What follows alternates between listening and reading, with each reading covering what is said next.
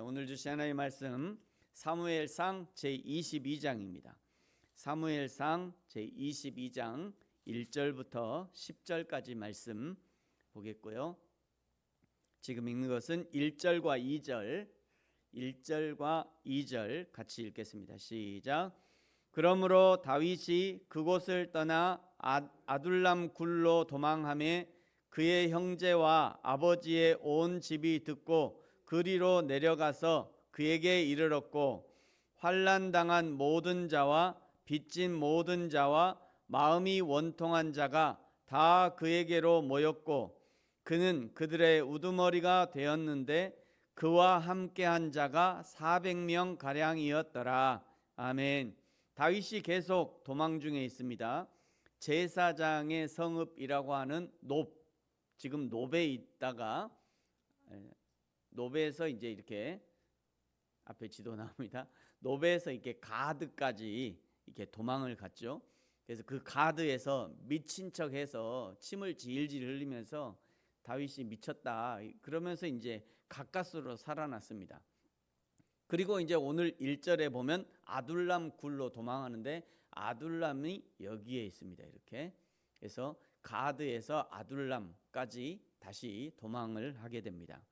그때 아둘람 굴에 함께 있던 사람들을 오늘 2절에 소개하죠. 환난당한 모든 자와 빚진 모든 자와 마음이 원통한 자가 다 다윗에게로 모여들었고, 다윗은 그들의 우두머리가 되었는데 모인 자들이 400명이나 되었다. 오늘 아둘람 굴에 모인 사람들은요, 이사야에서 예언하신 메시아께 모여드는 사람들과 비슷하다는 것을 알 수 있습니다. 이사야 61장 1절에서 3절에 보면 메시아에게로 오는 사람들이 어떤 사람인지 알려주는데요. 주 여호와의 영이 내게 내리셨으니 이는 여호와께서 내게 기름을 부으사 가난한 자에게 아름다운 소식을 전하게 하려 하심이라. 나를 보내사 마음이 상한 자를 고치며 포로된 자에게 자유를, 갇힌 자에게 노임을 선포하며 여호와의 은혜의 해와 우리 하나님의 보복의 날을 선포하여 모든 슬픈 자를 위로하되, 무릇 시온에서 슬퍼하는 자에게 화관을 주어 그 죄를 대신하며 기쁨의 기름으로 그 슬픔을 대신하며 찬송의 옷으로 그 근심을 대신하고 그들의 의의 나무 곧 여호와께서 심으신 그 영광을 나타낼 자라 일컬음을 받게 하려 하심이라. 이사야가 메시아를 예언하는 내용이라고 하면 오늘 아둘람 굴에서 다윗에게 모여든 사람들을 보면 다윗이 예수 그리스도를 예표하고 있다는 것을 알 수 있습니다. 교회는요, 환난당한 자, 빚진 자, 마음이 원통한 자, 포로된 자, 갇힌 자들이 모이는 곳입니다. 교회가 그런 곳이에요. 교회는 죄인들의 집합소예요. 그래서 교회가 시끄러워요. 교회가 시끄러우면 원래 그런 거지 라고 생각하시면 돼요. 교회가 그거 싸운다. 아니, 원래 그러는 곳이에요. 교회가 원래 그런 사람들만 모아놓은 거잖아요. 교회는. 그래서 교회를 생각할 때 물론 교회는 평화와 사랑과 충만한 게 있지만 또 한쪽 면에는 죄인들이 모여 있기 때문에 그 죄인들의 습성이 드러날 수밖에 없어요. 근데 신앙생활하면서 그것이 조금씩 깎이는 것뿐이지 본성은 잘 안 변합니다. 교회는 환난당한 자, 빚진 자, 마음이 원통한 자, 포로된 자, 갇힌 자들이 모이는 곳이에요. 이런 사람들에게 예수님은 자유를 선포하시고 노임을 선포하시고 위로의 화관을 씌워주시고 기쁨으로 기름 부으시고 찬송의 옷을 입혀주시는 겁니다. 세상에는 슬픔뿐이지만 하나님의 교회는 기쁨과 위로와 감사와 사랑이 넘치는 것입니다. 그것이 교회의 원형이에요.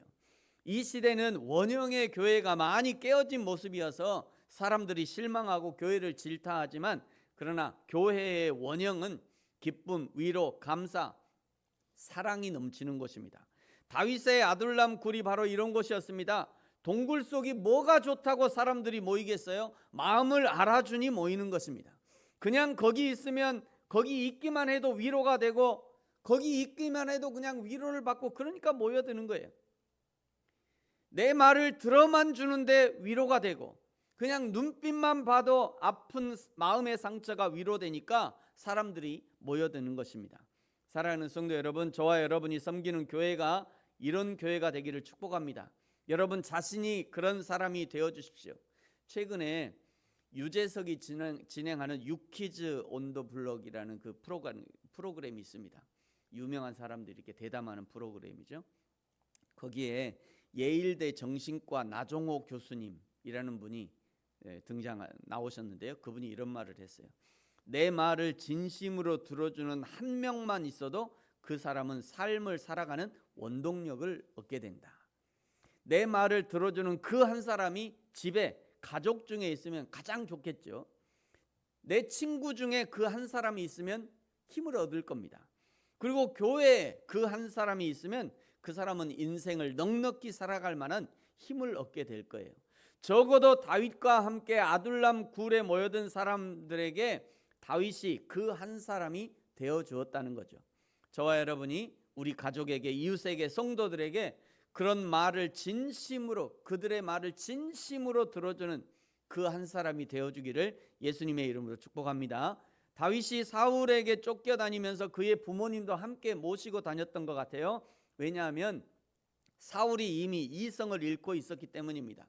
다윗의 부모를 인질 삼아 다윗을 잡으려고 할 수 있기 때문에 함께 다녔던 거죠. 그런데 더 이상 이제 노쇠한 부모님과 함께 할 수 없었기 때문에 오늘 3절과 4절에 보면요, 모압 왕에게 부탁하게 됩니다. 3절에 보시면 다윗이 거기서 모압 미스베로 갔다라고 얘기하죠. 지도를 한 번 더 보여드리겠습니다. 모압 미스베가 어디냐면요, 여기입니다. 여기가 아둘람이잖아요. 가드로 왔다, 노베에서 가드 왔다, 아둘람, 여기가 아둘람인데 모압 미스베는 이렇게 가서 여기까지 가야 돼. 여기가 모압 미스베예요.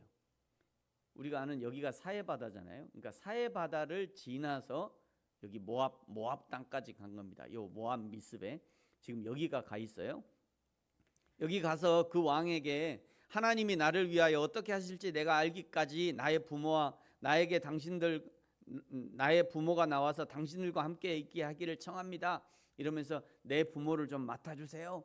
내 부모를 좀 보호해 주세요. 이러면서 이제 거기서 부모를 부탁하게 되는 거죠. 아둘람 굴에서 모압 미스베까지는요 약 100km 정도 됩니다. 100km면은 여기서 한 완도까지 가야 될까요?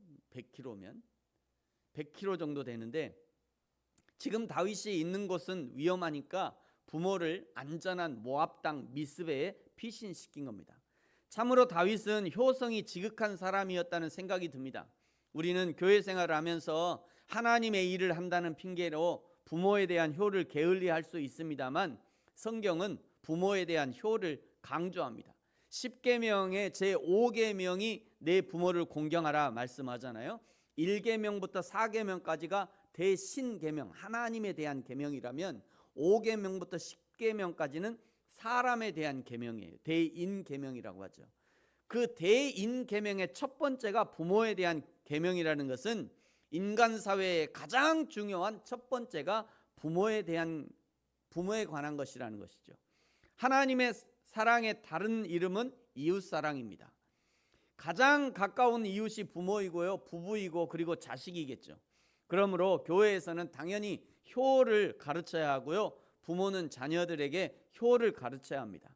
다윗이 그 부모를 모압 왕에게 부탁하고 있을 때 선지자 가시 그 모압 미스베에 있는 다윗을 찾아옵니다. 그러면서 5절에 보니까 선지자 가시 등장하는데요. 이 선지자 가시 누구냐? 사무엘에게 훈련을 받고 있던 생도 중에 한 사람이 아니었겠나 생각합니다. 사무엘이 다윗에게 가서 뭐 좀 전달하고 와라 라고 심부름을 보낸 거죠. 그래서 사무엘이 사무엘의 생도였던 가시 모압 미스베까지 다윗을 찾아온 겁니다. 이 사무엘의 전달 사항은 뭐냐면 이 5절에 보시면요, 이 요새에 있지 말고 유다 땅으로 들어가라는 것이었습니다. 지금 다윗이 그 부모님을 부탁하러 모압 미스베까지 왔다가 아직 그 미스베 성체에 머무르고 있었던 거죠. 왜냐하면 거기가 안전하니까요.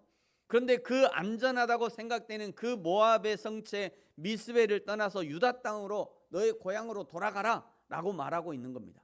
전달 사항을 들은 다윗이 즉각적으로 일어나 모압 땅을 떠나서 유다를 향해 갑니다.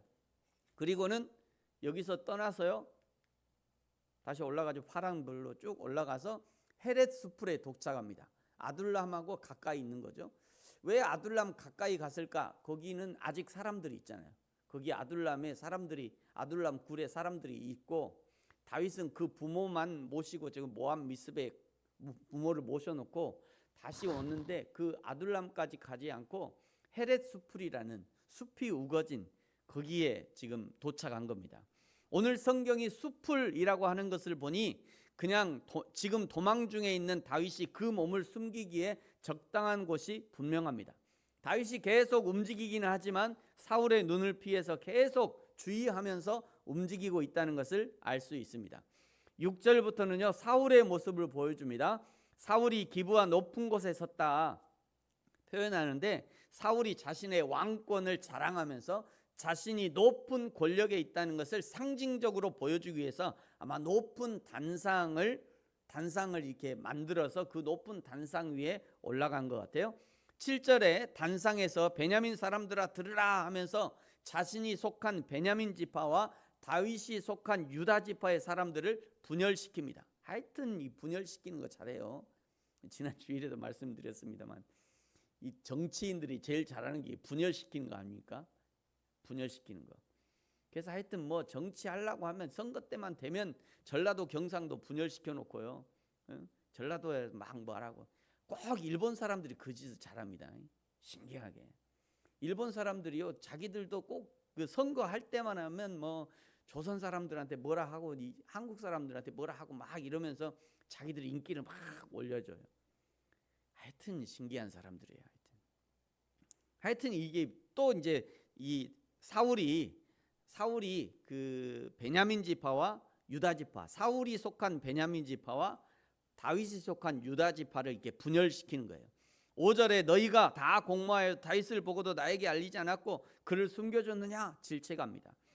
9절에 그때 에돔 사람 기회주의자 도액이 자신이 높당에 있을 때 10절에 제사장 아히멜렉이 다윗을 도피시켰고 음식도 주고 무기도 제공했다라고 고자질합니다. 이 도액의 고자질로 인해서 이제 11절 이하, 다음 주에 월요일에 보겠습니다만 11절 이하에 보면 제사장 학살 사건이 벌어집니다. 다윗이 계속 사울을 피해 도망 중에 있지만 그러는 중에도 다윗과 함께 사람들이 있고 부모님도 함께하고 부모님을 안전하게 모시고 있습니다.